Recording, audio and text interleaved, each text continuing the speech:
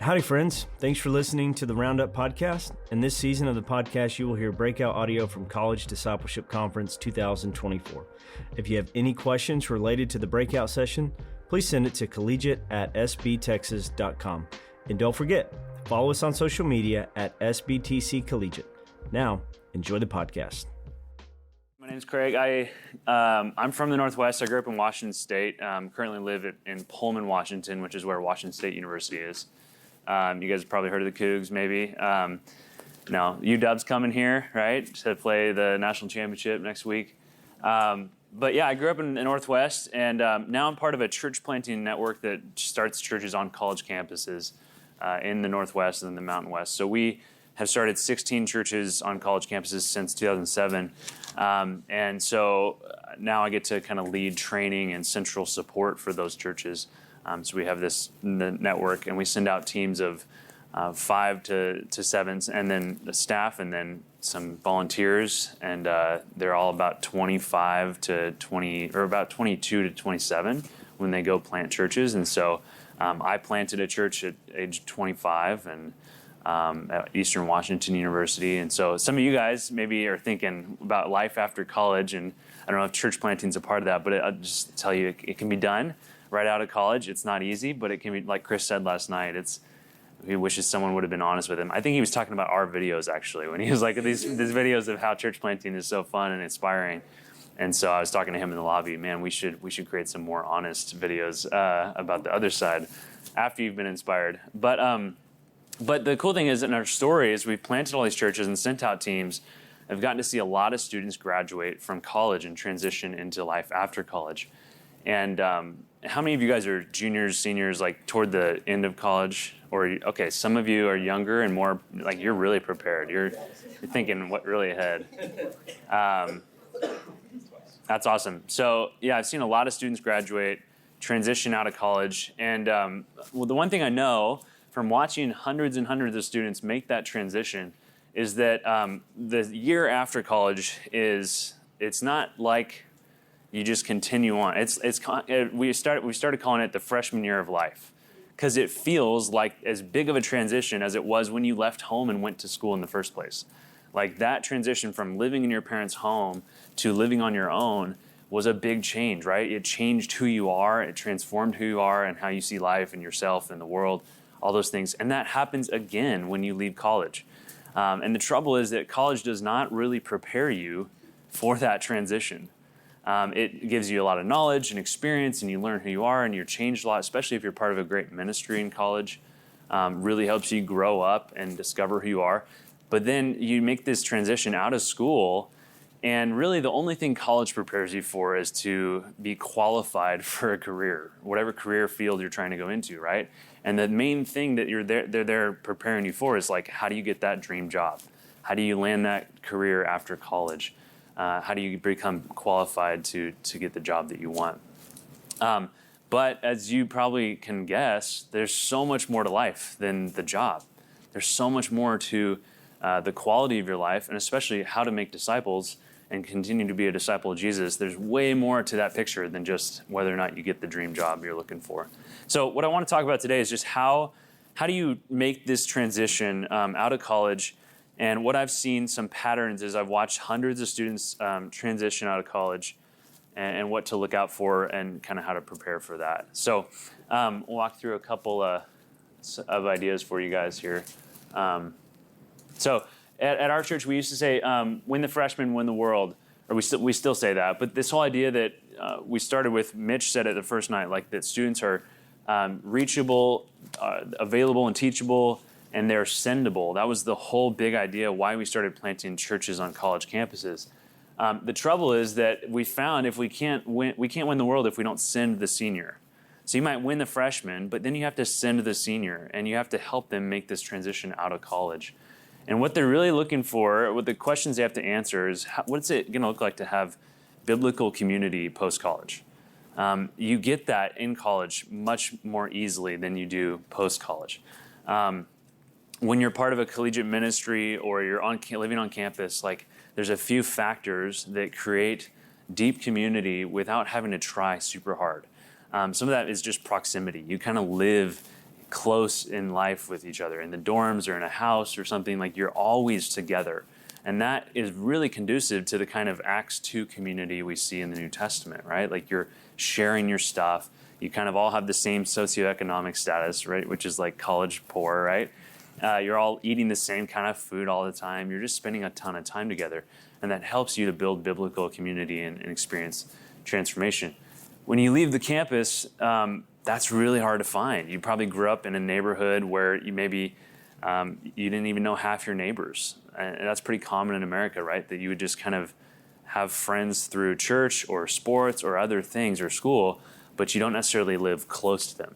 And that it starts to break down that kind of transformative community that you might have built in college. And then calling, like, how do you figure out what to do post-college? How do you discern what God has called you to, what it looks like to have a vocation that is aimed at the kingdom, or that you have some kind of purpose in, a sense of, I'm doing what God created me to do. So answering the calling question is a big piece. And then mission.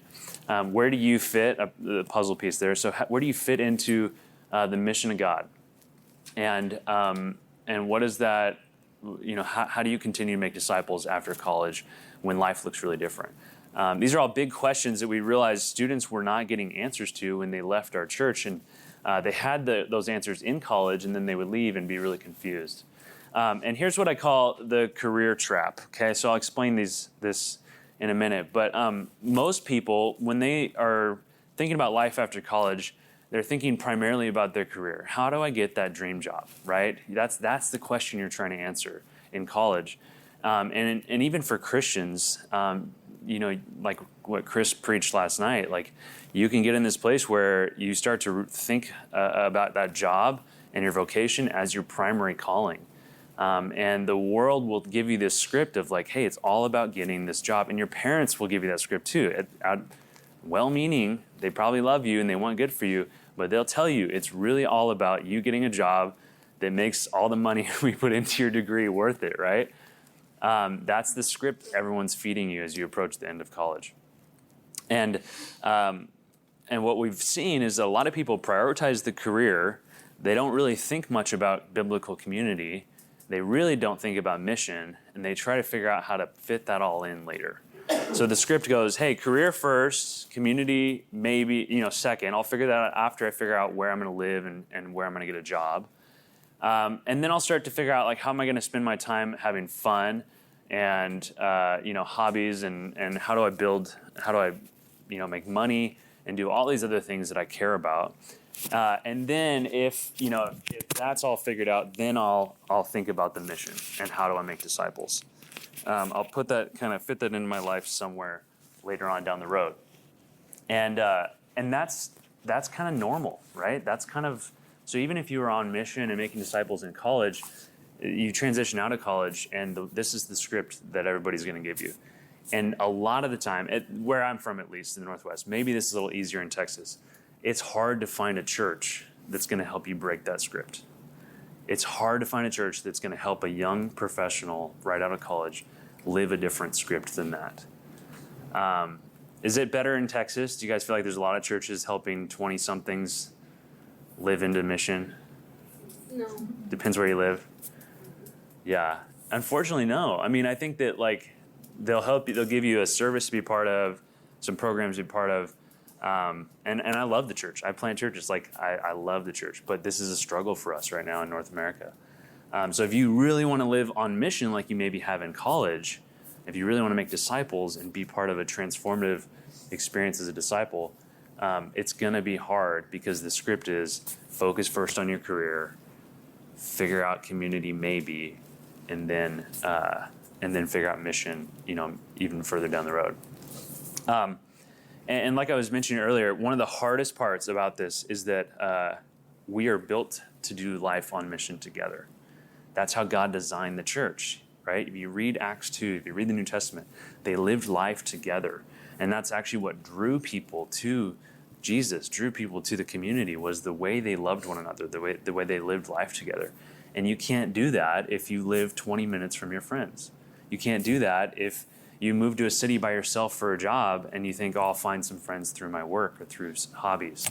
Like that's really, really difficult. And so I've watched, student after student graduate, they move to get that job, and then they're kind of isolated, and they have zero friends who were the friends that they had, like the friends they had in college, who could speak to them honestly, who could hold them accountable to their character, who could help them make disciples, who they could do mission with. And so they find themselves isolated and kind of lonely and feeling like, man, what am I even doing? I don't even know how to follow Jesus anymore because it's so different than what I experienced in college. Okay, that's the problem. So how do we solve that? How do we do something different than that? Here's a better story to tell yourself or to write for yourself. And this is really challenging, okay? But you flip the order there. Instead of having career first, which, does career have 2 R's in the middle or just one? I think it's just one. Yeah, leave it to the English major to misspell that. So you flip the script and you say community first, okay? So what would it look like if instead of thinking, where am I going to go get a job or how do I prioritize the dream job? What would it look like if you said, hey, the best thing in my life is this group of friends I've built in college.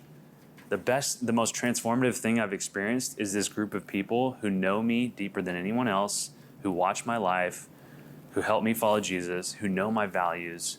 We all share the same values. What would it look like if we decided to live together and keep doing this thing after college?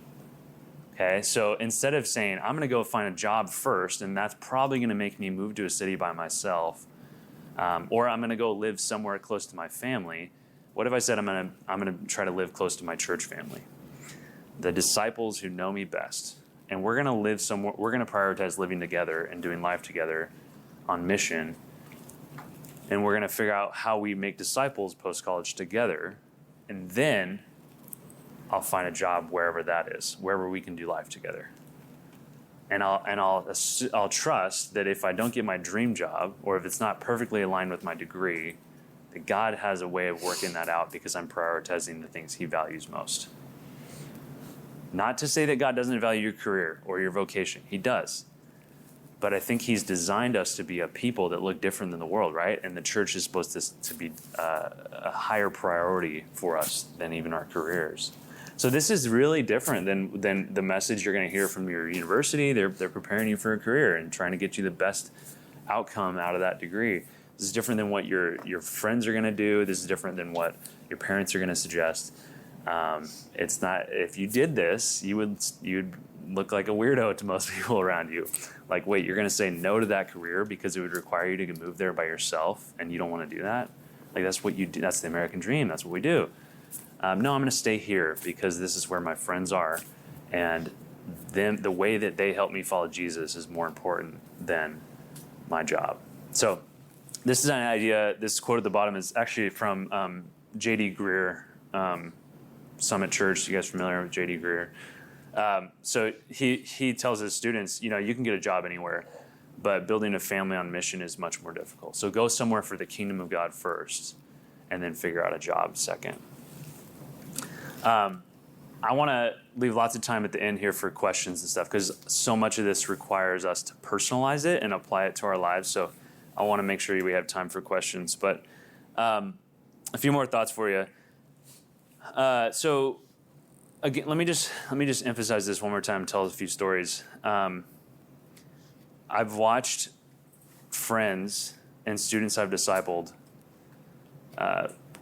seek out that dream job, especially if they have a hard major where it's like, they're going to med school or vet school or, tough majors where it's like, there's a very narrow path and limited options. And they go down the path of career. And again, it's not that it can't work out. It's just very hard. You don't realize how much you lean on the people in your life, the community you've built in college, to help you follow Jesus and transform you. So I've watched people go and move, and then they get really isolated, and then the stress of their job leads them to look for outlets to manage that stress, and they start living a life they never really wanted to live. But then they have no one close enough to them. They might have new friends. They're part of a new church. They're part of a community group even. But those people, they don't have trust yet with those people, right? It takes years to build that kind of relationship. especially after college. And so no one knows their life closely enough to say, hey, is that how you want to be spending your Friday nights? Is that the kind of person you want to be dating? Is that the kind of way you want to spend your money? And they just start to slowly drift further and further from the mission and from following Jesus. I've just seen it over and over, and it bums me out. And so that's what I'm trying to help our church and help seniors in general navigate this change, because there's so many things that feel innocent, and they really are kind of neutral morally, right? They're not bad decisions. They're just not kingdom decisions. And that's what we want to aim for, is how do we stay close to Jesus and follow him? So the last thing I'll say about this is that I lead a retreat every year to help seniors walk through some of this content and discover calling and figure out how to piece together their life post-college in our church. And one of the guys came up to me after a session and said, man, this is really helpful because I work at this great company. He works at Boeing. Or you guys, they make airplanes. Works at a great company. And he's like, they have so much that they're investing in me to help me in my 9 to 5. Like, there's no shortage of investment to help me thrive when I'm at work. But then I go home and I don't know what to do with my time. My 5 to 9 or 5 to 11 or whatever it is I don't have a clear friend group to be a part of. And I don't know how to spend my time off in terms of hobbies. I don't have a mission to be a part of. I'm kind of aimless when I go home. And so I sit around and watch Netflix, and then until I get tired, and then I go back to work and do it again. And so he came out of a great college ministry, and he's just like, I just wish I could go back to this place in my life where I had this community that I knew I could always go have great conversations with, or we could go reach lost friends with, or just have fun with and do life together. So the point is that it is way, way easier. You won't believe this until you're on the other side of this. But it's way easier to find a job than it is to build biblical community. It's way easier to find a job than to build biblical community. True Acts 2 community is like the pearl in the field, right? Once you find it, don't let go of it. Don't let go of it. Unless God calls you to. We often talk about the only reason we should leave community once we found it is because God called us away from that. But otherwise, we should go where God calls us together. We should continue to do life together. So, yeah, way easier to find a job. And let me tell you this. I'm 33 now. I've had the same job since college, but almost nobody I know has had that story. Most people have changed jobs 5 times before 30. And you don't think that's the trend culturally. Most people are working multiple jobs, multiple streams of income. The trend in America is multiple jobs, changing jobs often. You're gonna change jobs. Even if you land that dream job, 18 months in, 2 years in, the shine is gonna wear off, and you're gonna be like, oh, this isn't what I thought it was gonna be. This isn't what I signed up for, like Chris said last night. And you're probably gonna wanna change jobs. And so, sorry to burst all your dreams and crush your aspirations, but that's just how it goes. But the community and the way they change you is much harder to build and much more precious. So don't give up on that too easily. Okay, let me give you guys some practical application, and then we'll move to questions. So here's practically, how do you apply these principles? So assuming you want to adopt this story, and you want to write a better script for yourself, and you have some friends and you guys get together and you say, hey, what if we continue to do life on mission together? What if we continue to love one another and be this Acts 2 community post-college? How does that actually work? Because your life practically changes quite a bit when you graduate. Your sense of identity shifts. You go from being a student for the first 22 years of your life, right, to now, what am I? I'm whatever your vocation is, right? You start to shift your identity a little bit. Your community might change, your sense of purpose, your patterns of life change, the pace of life changes. A lot changes when you graduate. So what are some practicals on how to apply these principles? First thing is, assuming you can get your friends to move with you to that new city, and you guys worry about getting jobs after you figure out how to get jobs together in this new place, really practically, live close together. So what do I mean by close together? This is the secret sauce of college ministry, and you don't think about it because it's just built into the college experience. But the way you guys experience Jesus and community through ministry in college is based on the fact that you live so close together. And this was built into the early church as well. They lived in these small towns and cities, and they lived in close proximity, and everybody knew everyone and shared their stuff. And that's kind of what creates this loving. You get a lot of opportunities to love one another when you live close together, when you're watching each other's lives, when you're frustrating each other with each other's bad habits, right? Your roommate doesn't do the dishes, and that's a moment for discipleship. Your roommate is not taking care of themselves. That's a moment for discipleship, and because it affects you and you live together. All of those things, we take that for granted. So here's what I mean practically. Like if you can live within 5 minutes of each other, that's how you do life on life. Like, can you get from your house to your friend's house in 5 minutes? And I know that sounds crazy, maybe based on the town you grew up in, or just here in the last 2 days being in Houston. I don't think you can get anywhere in 5 minutes. But basically what that means is like live in the same building if possible, right? Or live in the same house. Like as much as you possibly can, try to live within 5 to 10 minutes of each other, because if you can walk to your friend's house or ride a bike to your friend's house, it's that much easier to do it. To say, hey, I'll be there in a minute. Let's borrow something. So in my town, it's small enough that I can get to our friend's house. I just hit the mic. They're going to not like that. But I can get to a friend's house in 3 to 5 minutes. Okay, there's 30,000 people in our town, but everything is so small. I can just zip over to their house. It's like, hey, we're all under the weather. Could you run to the store? Or if you're going to the store, could you grab some medicine for us and bring it to our house? Like those little moments of loving one another. Or, hey, I'm going to drop off dinner for you tonight.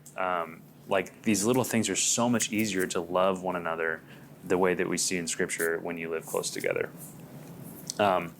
So that's number one. Number two, commit to predictable patterns. So this just takes an intentional conversation. Once say you're all living close together, you're in the same city or same neighborhood or whatever, you have to talk about how do we actually do life together. We're not going to all have our individual, nuclear families or homes and live different patterns according to our job or our preferences. Like we're actually going to choose to live the same lifestyle so that we can be disciples together and disciple other people.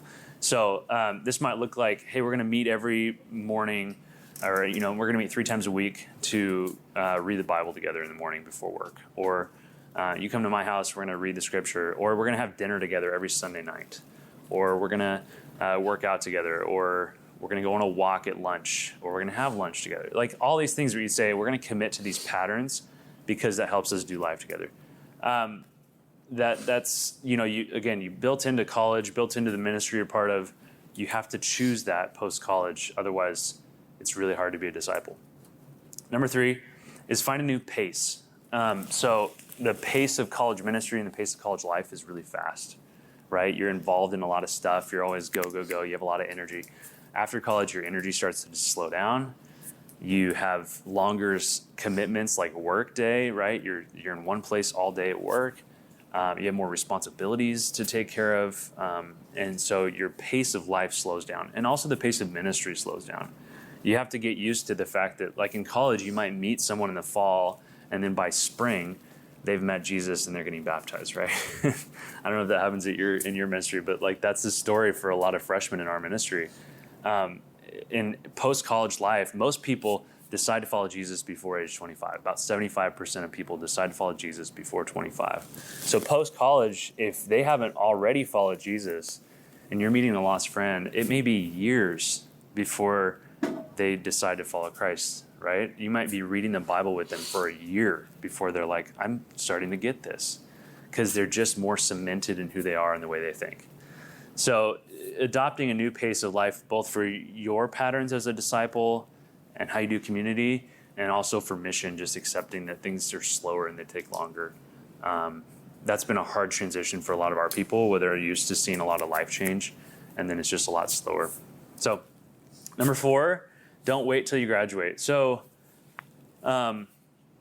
start thinking about this like end of your junior year, start thinking about how am I going to rebuild a life similar to the one I've been able to live in college, but with a different pace and patterns. How am I going to commit to the things that have actually created the transformation in my life in college and helped me follow Jesus? How do I commit to the life of a disciple before I have to make those decisions? Because again, once you graduate or once you approach graduation, you feel the pressure of getting a job and the pressure of paying back loans and whatever else. Like, you're going to make different decisions based on the emotion in that moment and the pressure and stress you feel. So commit to these things early and start planning with your friends, right? If you're going to do 1 through 3, you got to start talking about that at the start of senior year and saying, who am I going to actually do life with? Who would I ask to move with me? And then number 5 is just pray and be patient. I mean, so much of this is on God's timing and provision, and you have to seek His desire and will for you in this next stage of life. And so you got to wait on His timing and His power to make it happen. And so much of this, and you're talking about trying to do life with people, like they have to want that too. And so that might take some prayer to align your hearts and help you guys to commit to one another and be that family of God together. So, yeah, that's my practical application for you guys.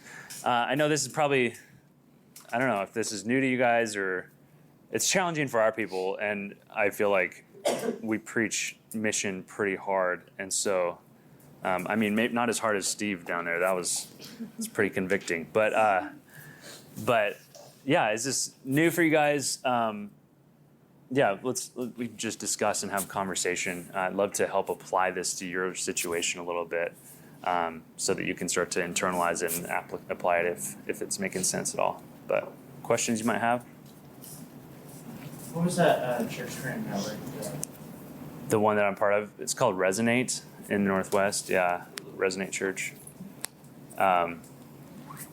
So, yeah.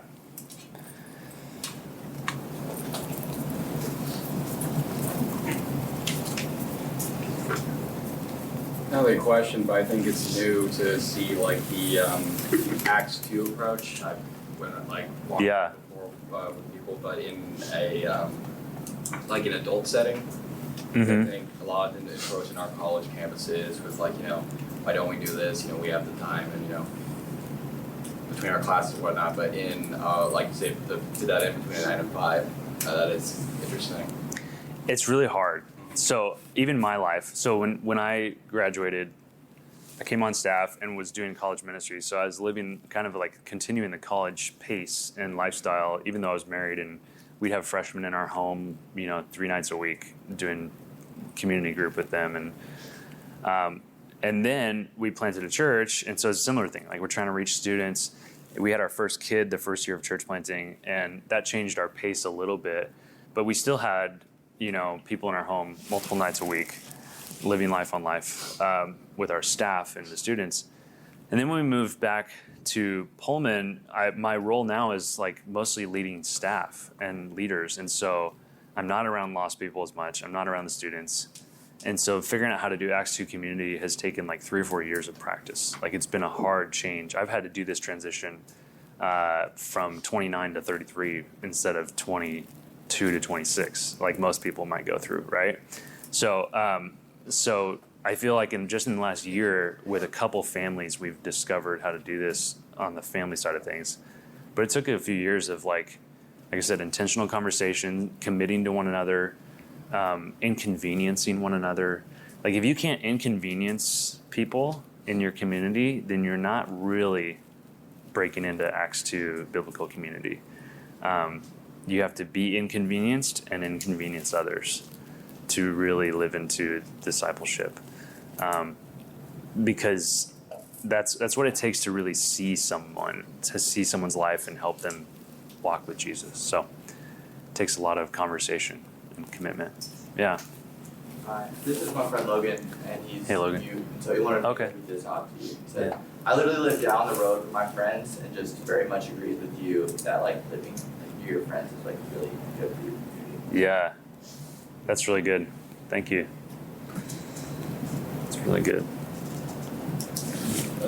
Yeah, I would say I do actually know a couple people who are like you said, they graduated and then they had that big change. Yeah. The community aspect of it going away. What do you say to somebody, right now you gave some practical steps, but that was like more of a, if you're about to like graduate. I know you said don't wait till you graduate. What if you already graduated? Okay. And then you like. Is that your story? No. Okay. But to friends. But, yeah, your my friends. friends. So like, let's say you graduated and then boom, you're in that predicament where you're like, oh, this is a big drastic change, and then even your lifestyle changes. Yeah. How do you go?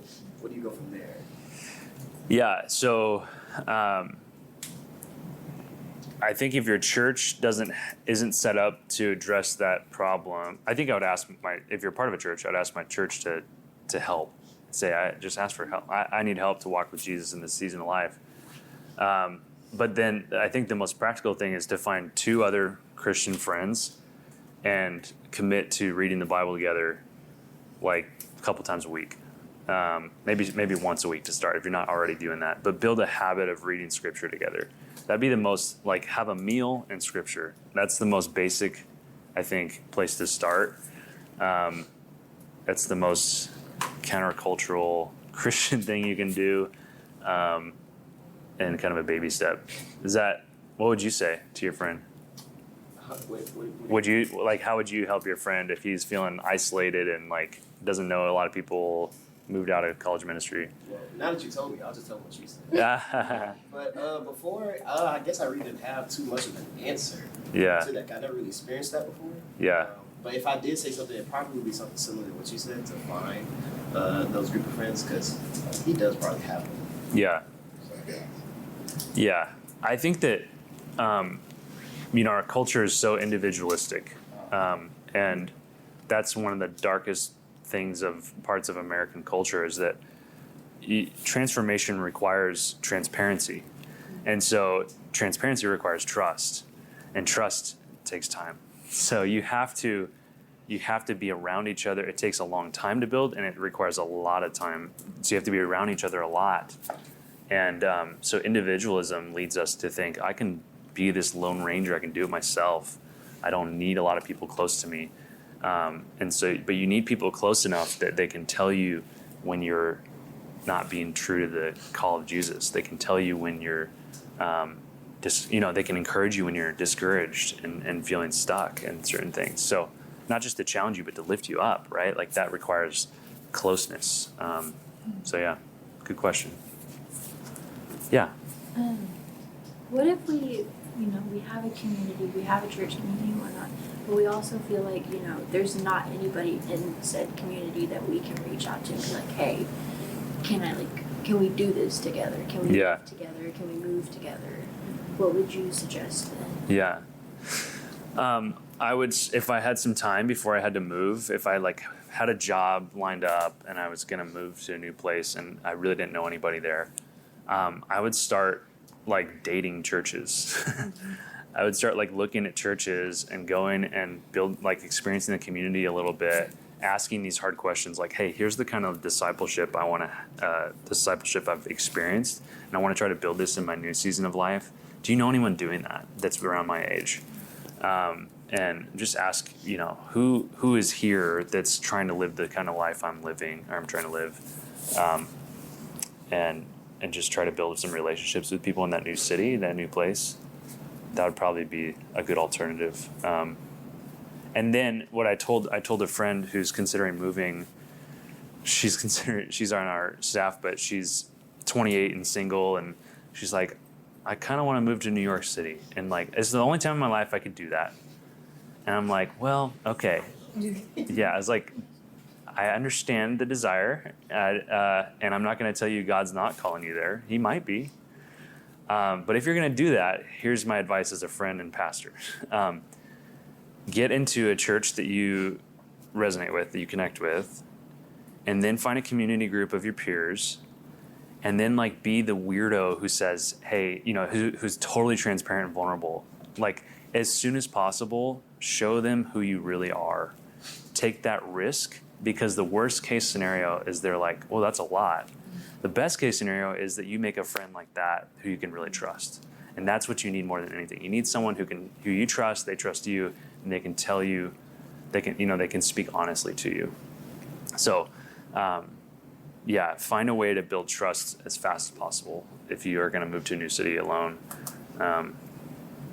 Because I don't know how to follow Jesus any other way. Like, I think if you don't have that, the best you can do is like attend church on Sunday and read your Bible if you're really disciplined. But I'm on staff with the church, and I don't always read my Bible unless my friend is asking me what I'm reading in the Bible. Like, life is too hard to not have that kind of relationship. So, What if you're not moving? if you're not moving, I would. Okay, so you're staying in the same city, part of a good church already. Like, I think you either have to missionally invite your friends into that church, friends who are outside of the church who, are lost and don't know Jesus. Like, maybe they become your community, or you have to. I think I'd consider looking at another church that had more people in my age demographic.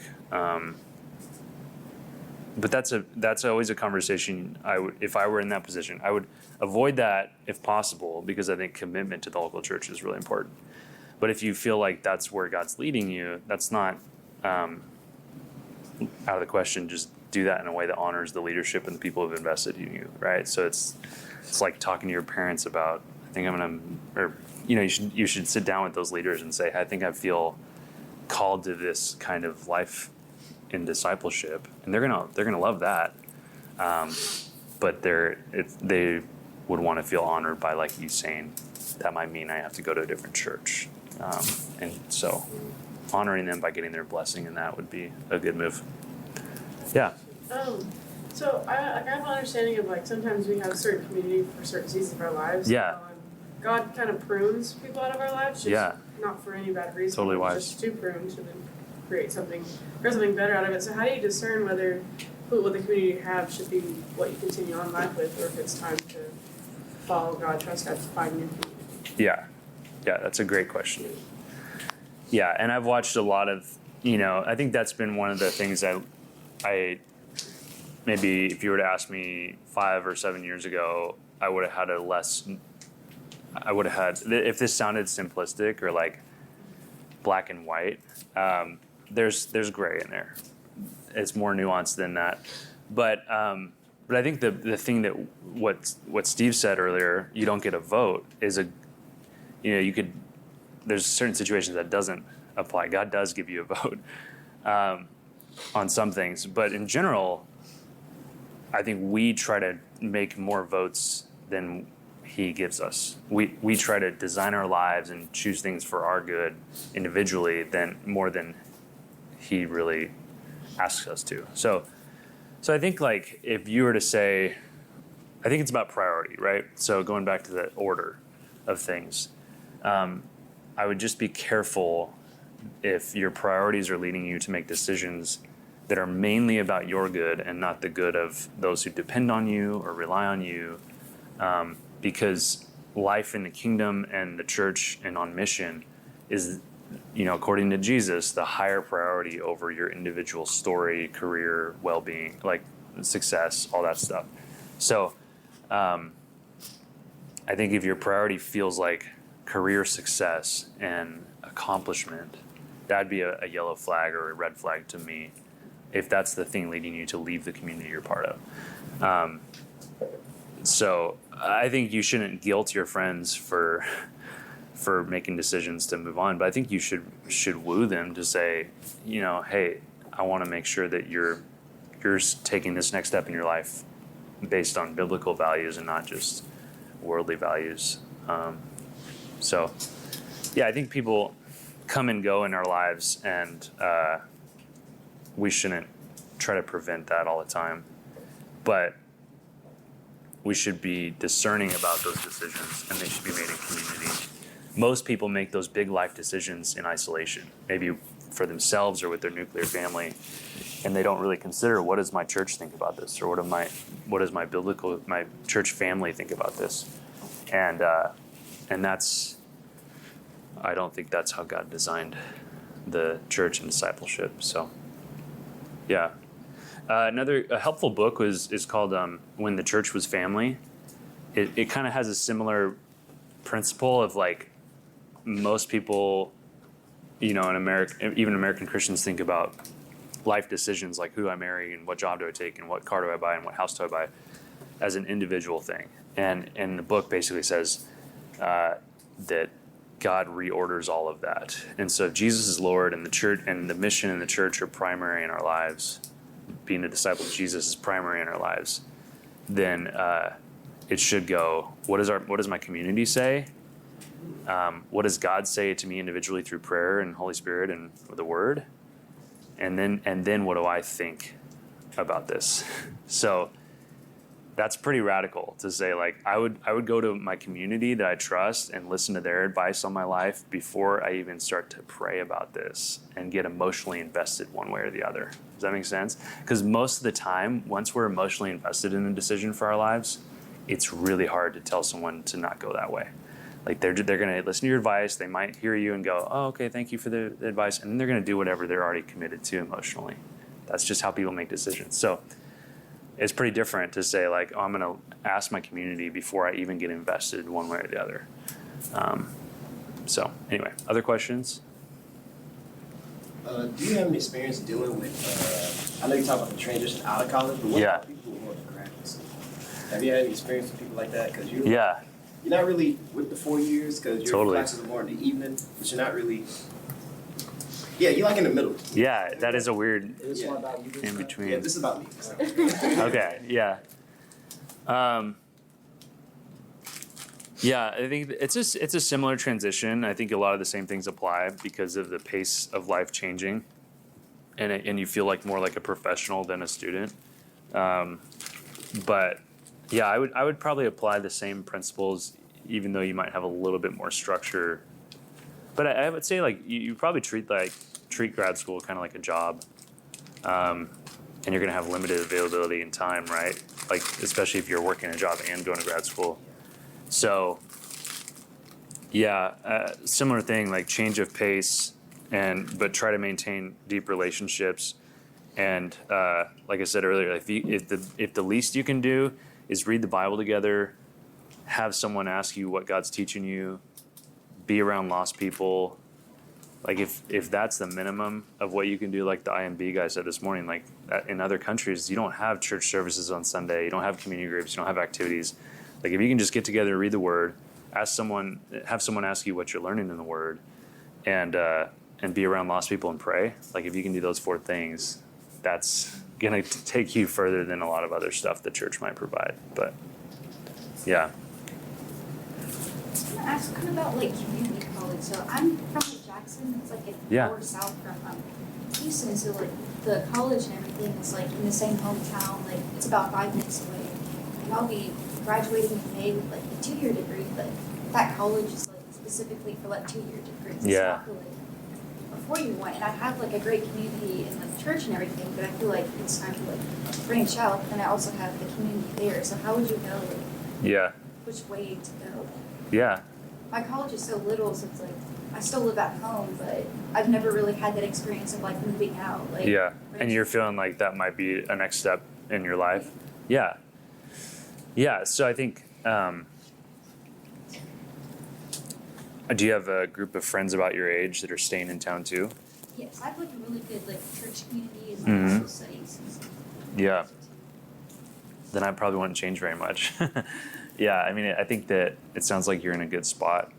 So moving out and doing some of those life transitions, I think maybe if you could figure out how to spend more time with your community as you move out of your parents' home, like that would be a good life transition move. So building that church family that's not as close in proximity to your nuclear family or the home you grew up in. But it sounds like you're in a good spot. Yeah. What would you do? What do you think you should change? Because I really like it, but then the college-wise, I have to like transfer somewhere. Yeah. Yeah. So are you going to have to move out of the city or maybe? I think so. Yes. Yeah. So similar, sometimes we can't avoid those life transitions and changes. Like that's just part of living in this world. And so I I guess the principle would be kind of what I said to, what was your name? Jeremiah. And about his friend, right? So like, and to our friend here in the front. So like, as soon as you can, get to a place where you're building community quickly in that new city. Find a church ahead of time that you think you can be a part of. Ask your pastor, do you know a church in this city that I could be a part of? And then really quickly try to build trust with somebody. The longer you go without that high trust community, that's what's really hard for our discipleship and mission. So, yeah. So I wanted to ask, for next breakout, since you're also teaching for next breakout, would it be the same content? Yeah. You can come back if you want more, but I encourage you to go hear something else. Yeah, just teaching it again. Yeah. Let's say, like, hypothetically, doesn't even apply to campus. Yeah. All of your family lives in, like, one area, but then, like, your friend group moves to another area, but, like, you value family, but you also value your friends. How do you choose, like, which area to move to? Yeah. I'll just tell my story. So I went to school about 2.5 hours away from where I grew up and got really invested in church family in college. And there were some times where I chose to do mission trips or something on my break instead of going home. And so I would say, and my family was a little bit unhealthy, dysfunctional at the time. So I'd say like that my church family became my family through college. I thought of that as home far more than I thought of my biological family as home. My relationship has gotten healthier with them post-college. So I don't know what your situation is. I don't think that was the wrong choice for me. I think that was the right choice to choose the family of God over my biological family. And I think Jesus would agree. But as I've gotten older, now I have kids now, and so the value for proximity to my parents is higher, and our relationship is better, and so I want to spend more time with them. But it's not like we're moving to go be with them. So that's a choice that I feel like I don't have a vote. I feel like God has called me to this mission, and that requires living 2.5 hours away from my kids' grandparents. So I think if you were to say, my friends and the mission we're on together, does that take precedent over proximity to my family? It doesn't mean you forsake them entirely, but you make decisions about how you spend your time and the things you do on your weekends and breaks and that kind of thing differently because the mission is a higher priority. The mission we're on together as a church family is higher priority than biological family. So again, I don't know your family situation, your relationship with them, but I think that's how I would think about it as mission first, church family first, and hopefully, biological family is part of that, or they're on mission too. They're part of the kingdom, the living kingdom life too. But that's not a guarantee for a lot of us. So, does that make sense? Yeah. Cool. All right. Well, we're coming down to the end here. We got 5 minutes left. I'll just end it there. And if you guys want to chat or have any other questions, feel free to come up and chat with me. I think that, like I said earlier, I think this transition is even bigger than the one when you leave your home and go to college. Like, I think it's an even bigger change in your life. And the one thing I know about change is that change changes us, right? You cannot think that you're going to be the same person on the other side of this life transition. It's going to change you. And so the more you can think about that ahead of time and ask yourself, what do I want to be the same? Or what is God, what's true going to be true about me and my relationship with Jesus on the other side that I'm not going to let change? That's really important to identify that beforehand.